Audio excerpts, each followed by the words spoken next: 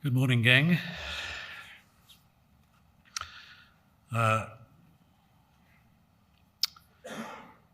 Who are we talking about? Well, for those of us who believe what is written in stone, that must have the highest authority, here are the 10 names of Clapham Sect members on the World War II damaged plaque on the outside wall of the Holy Trinity Church, Clapham Common.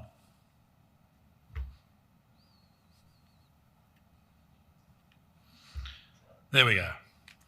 Oh, they're easy to read, aren't they? Well, you can read the bit on the left anyway. It's a very distinguished crew. On the plaque, they're arranged in alphabetical order. Charles Grant, chairman of the East India Company. He had worked in India between 1768 and 1790. He became secretary of the Board of Trade there in 1775. But the deaths of his 2 daughters from smallpox in 1776 brought him into a far more serious frame about spiritual matters.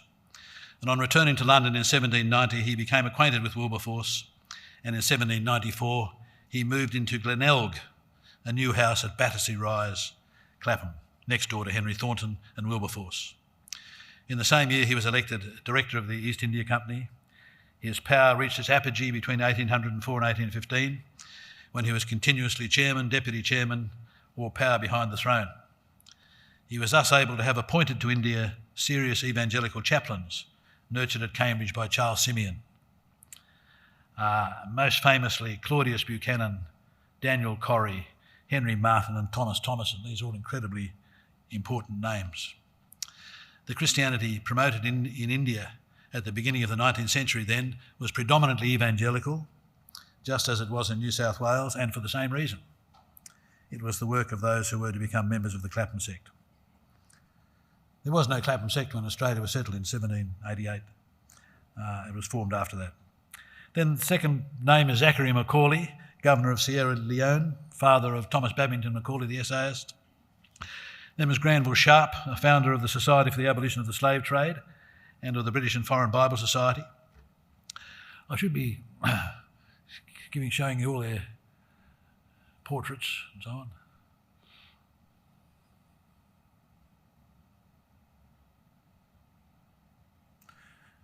This is not working brilliantly.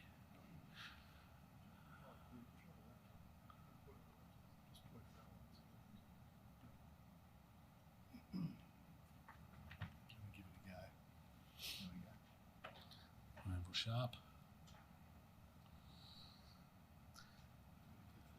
Granville Sharp was the founder of the Society for the Abolition of the Slave Trade and the British and Foreign Bible Society. John Shaw, Lord Teignmouth, appointed Governor-General of India in 1792 by Prime Minister William Pitt the Younger on the advice of Charles Grant. Shaw was president of the British and Foreign Bible Society. The first Bishop of Calcutta, Charles Middleton, was not an evangelical, and he observed and complained that everybody he met in white Calcutta appeared to be a member of the Bible Society. He thought that was an appalling thing. James Stephen, lawyer and the chief draftsman of the Abolition of the Slave Trade Act of 1807. Ed Lone, I believe, will tell us about him. And there was Henry Thornton, banker and parliamentarian. MP for Southwark, and he was the actual founder of the Clapham Sect in 1792. And there was John Thornton, Henry's father, merchant and banker. He had inherited his father's house in Clapham Common in 1748, and he also inherited £100,000, which I think is about 8 million today in today's money. And it was he who in 1774 paid for the erection of Holy Trinity Clapham, which allowed him to appoint evangelical ministers. He was converted through the ministry of Henry Venn, and Nicole Starling will tell us about the Thornton family. Then there's Henry Venn, who was vicar of Huddersfield Parish Church in Yorkshire and later served as curate in Clapham under his son Colin Bale. Will tell us about him, I think, although, Colin, you're going to talk about this Henry Venn or Henry Venn of CMS? Good man. Okay. Colin's on the money. And then there was John Venn, Henry's son, who was rector of Clapham from 1792. He was a founder of the Church Missionary Society and his first president. He accepted the role as first president when Wilberforce declined. And he was treasurer of the British and Foreign Bible Society. And of course, last and by all means the greatest, William Wilberforce himself. MP for Yorkshire from 1784 to 1812, the Prime Minister of the Clapham Cabinet, the very son of the Claphamic system, as he was sometimes called. In 1786, that is just 2 years after the great change in his soul, which transformed him from a life of amiable frivolity to one of amiable service, Wilberforce solemnly committed his life in a famous phrase to the suppression of the slave trade and the reformation of manners. This expression, the reformation of manners, meant the social and moral reform of the nation. It involved creating public and community life in which morality with civility could thrive. A human factor which helps to explain the Clapham Sect revolved around Wilberforce was that he clearly had an amazing gift for friendship, a gift reflecting his own deep appreciation of the value of friendship.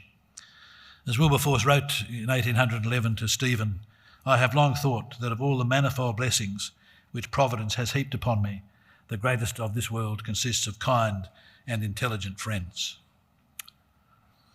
Don't know what your favourite word for God is, but mine is loving kindness, for what it's worth. Well, so much for the stone plaque. In his celebrated essay, The Clapham Sect, Sir James Stephen, son of James Stephen of the Clapham Sect, and who appears to have coined the label Clapham Sect, he gives a different list. He adds 3 clergymen, Thomas Gisborne, a very cultured evangelical moderate, and an extensive writer, Isaac Milner, president of Queen's College, Cambridge. If you go to Queen's College, Cambridge, and go to the refectory, there's this enormous portrait of Isaac Milner, just behind the main dining room.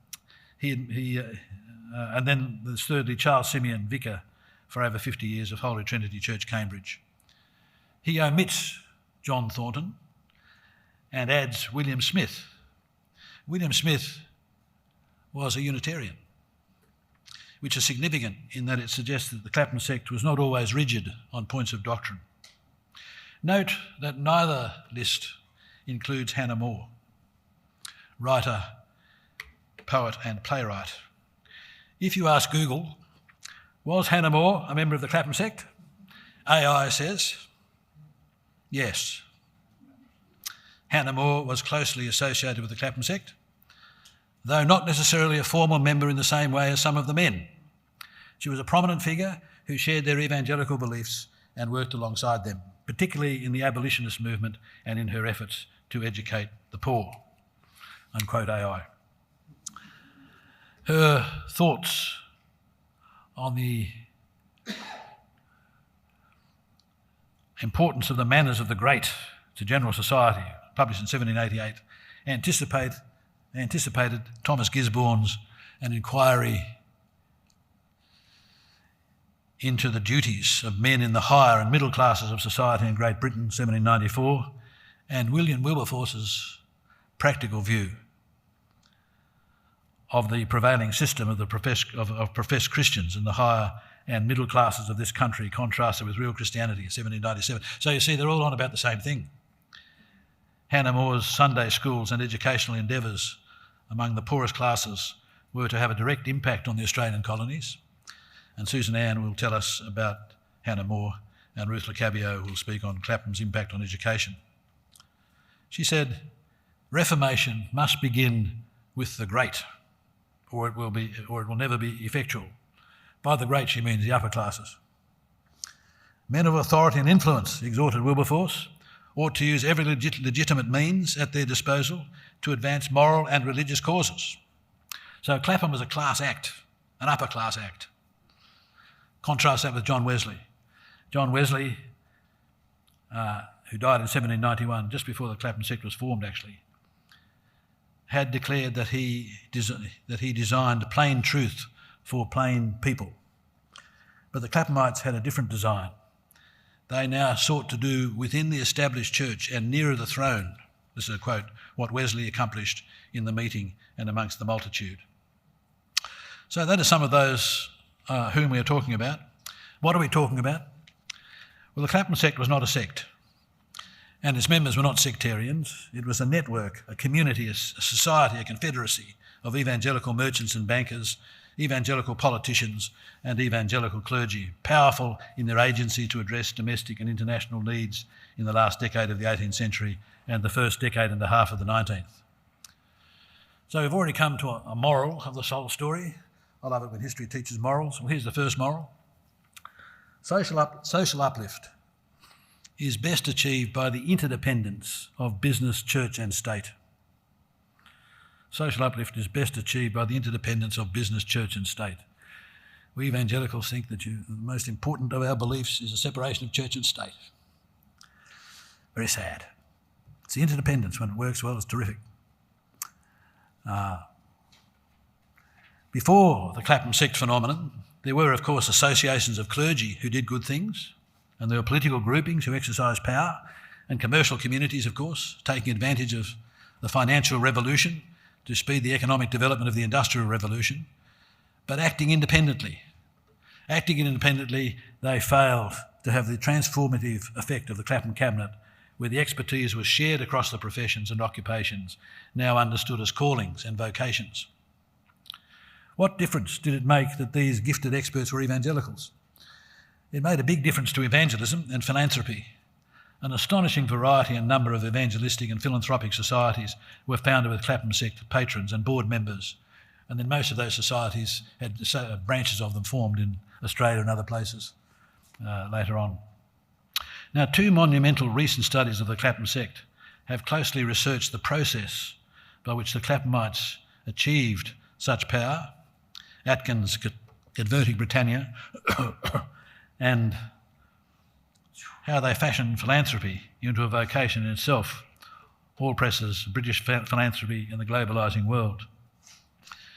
Now, together, those two studies both brilliantly synthesise the vast scholarship on this subject and call loudly for us to do what we are doing today, and which they have not done, namely apply their analysis to Australia. Both mention Australia in passing, but Atkins makes case studies of India, the Navy and Sierra Leone, and Allpress focuses on Bengal, Sierra Leone and New Zealand. He's a New Zealander. It's plausible that the impact on the colony of New South Wales was considerable, owing to its establishment in the very years when the Clapham Sect was most active. Further to the question, what are we talking about? Atkins, in explanation of the power and influence of the Clapham Sect, analyses the way in which it utilised the means of promotion and control then in operation in British society, namely patronage. Charles Grant, Wilberforce and Company understood the value of having friends in high places and of maintaining control of avenues for patronage. For example, it was estimated that the patronage of a director of the East India Company was worth between £7,000 and £12,000 annually. It's a lot of money in those days. This East India patronage consisted not only of appointments to the civil, military, medical and marine branches of the company, it also included places on the home establishment, even down to hundreds of lower ranking posts in company premises across London, such as labourers, doorkeepers, porters and firelighters, unquote. Not that labourers and doorkeepers were the chief object of their endeavours. Clapham, as Atkins observed, was a movement whose strength lay in its purchase of the great power-broking institutions of metropolitan and imperial Britain.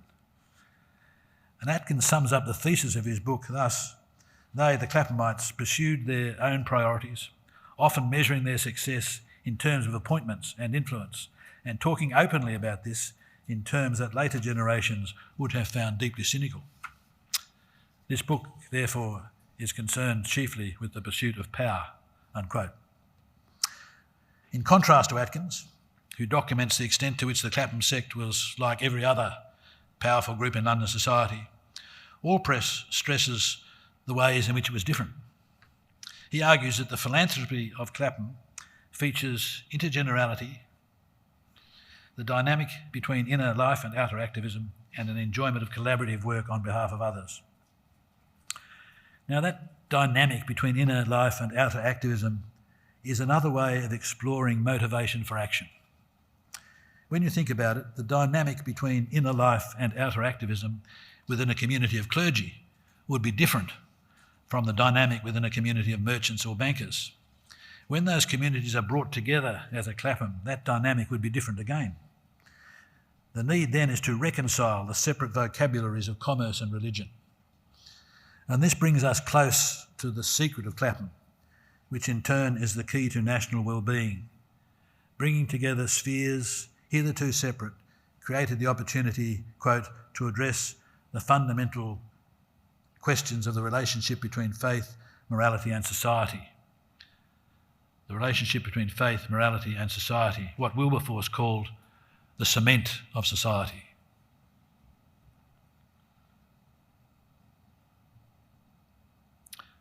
Early Australia, I think, had plenty of that cement. Allpress's wording here is carefully chosen. Enjoyment of collaborative work on behalf of others. On behalf of others. The Claphamites affirmed that the gospel was the key to making the best of both worlds, not only for themselves, they were concerned with the salvation of their own souls, and with being able to give an acceptable account to the great tribunal. But it was also the best for others, especially for the needy, for the poor, the sick, the uneducated, slaves, the heathen, prisoners. Name the need and then create a society to address it. The Claphamites delighted, as do all Christians, in the joys of Christian fellowship, in the reality of brotherly love, but for them the joy was heightened by its focus on others. Their children wondered at it. They experienced its reality, but also suspected that they could never quite duplicate it and keep it going. One who was to embody much that Clapham meant for Australia was Sir James Stephen, the highly sensitive son of James Stephen of Clapham, who himself had been rescued from depression by Wilberforce. In 1845, Sir James, who was then permanent Under-Secretary of State for the Colonies, had a huge impact on Australia, wrote to his wife, Jane Catherine, daughter of the Reverend John Venn, from 1792, rector of Clapham, "Oh, where are the people who are at once really religious and really cultivated in heart and in understanding, the people with whom we could associate as our fathers used to associate with each other? No Clapham Sect nowadays." In an expanded form of this paper, I trace the successive generations right through to Virginia Woolf, which most evangelicals would think was a decline. But it was certainly an intellectual dynasty after generation. Which brings us to the most interesting of the three features identified by Allpress, namely intergenerationality.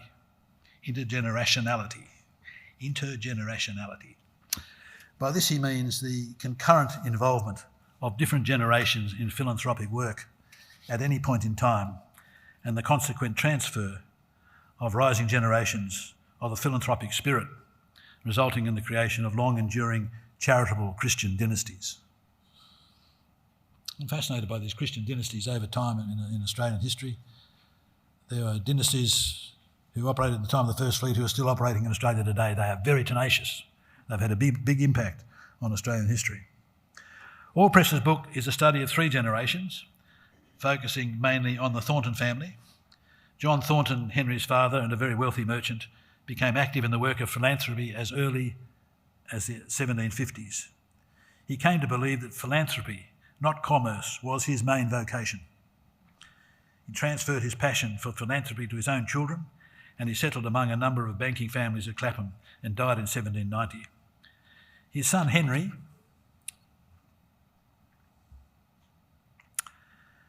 bought Battersea Rise in 1792, a spacious mansion on the Villa Cinctured Common of Clapham, and invited Wilberforce to join him on the Thornton estate. So a coterie of young politicians was added to the company of merchants and bankers. John Venn became rector of Clapham in the same year, and Charles Grant, the most powerful man in the East India Company, joined them, and the Clapham Sect was born. So I put it at 1792. So began the era of long working days at Battersea Rise, I'm quoting, Sunday services at Holy Trinity and regular dinner gatherings and overnighting at Clapham for a revolving list of philanthropists and reformers. On his marriage to Barbara Spooner in 1797, William Wilberforce moved into Broomfield, later Broomwood House, which was located on the grounds of Battersea Rise.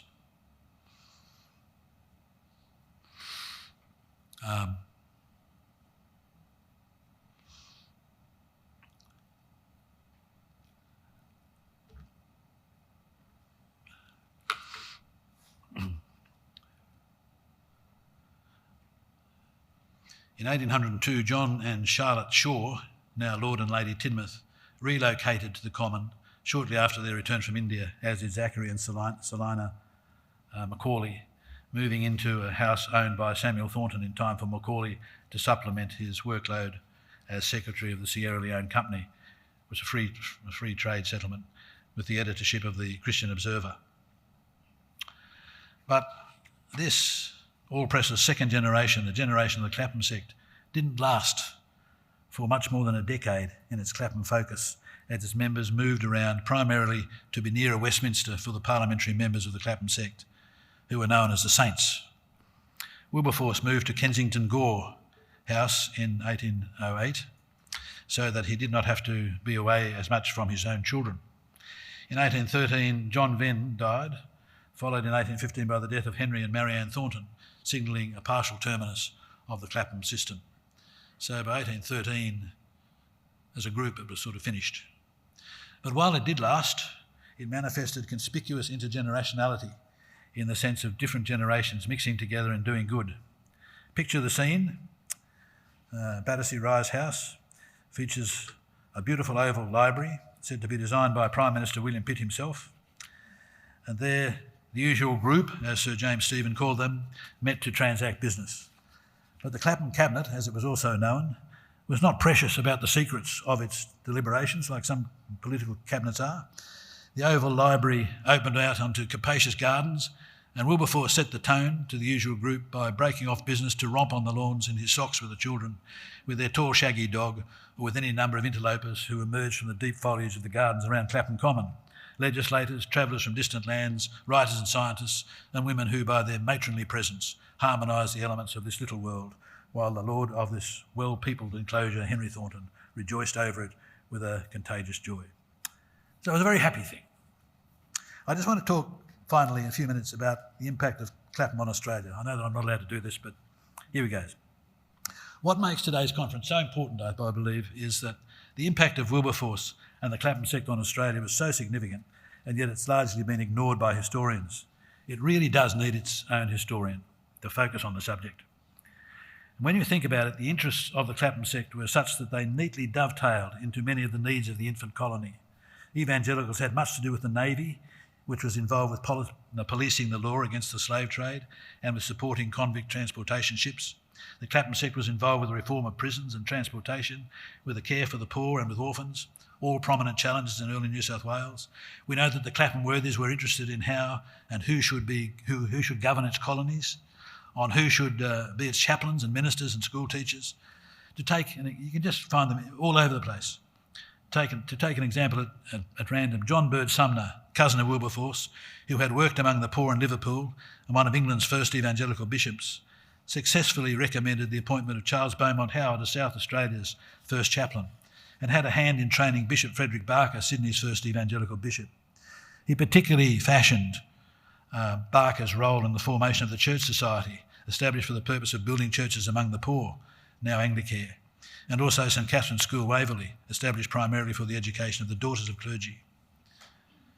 We know that the Claphamites came to promote protectorates for Indigenous populations in the colonies. They were concerned with the creation of ethical commerce, insurance and saving banks, with special support for schools and the provision of books and libraries, for the building of churches, for the establishment of the Church of England throughout the empire, but with the encouragement of all evangelical churches. One of the great leaders of Australian Methodism was the Reverend William Binnington Boyce. He had worked for about a decade in the Smith and Thompson Bank in Hull, a subsidiary of Wilberforce and Smith Merchants, and his first daughter, born in 1835, was called Marion Clapham Boyce. Sir James Stephen wrote that the religion of Clapham was hardy, serviceable, fruit-bearing and patrimonial. And when I read that, I thought, that sounds like what a lot of people think Australian Christianity is like. Hardy, serviceable, fruit-bearing and patrimonial. And when I read in Atkins' Converting Britannia how much the Claphamites made use of existing avenues of patronage to acquire paid positions for their evangelical associates, and how eager they were to buy up livings or advoisins in parishes so that they could place gospel ministers in those churches, so that by 1850 a third of the clergy in the Church of England were evangelicals. I thought, this is the sort of mentality found in the Synod of the Anglican Church Diocese of Sydney. Get power and defend it by political means in order to protect Sydney Anglicanism's gospel tradition. Now, for the most part, it works, and it would be irresponsible not to use it. Good ministry is dependent on good administration. The Bible, mission and philanthropic societies conducted by the Claphamite pragmatists were well organised and efficiently run.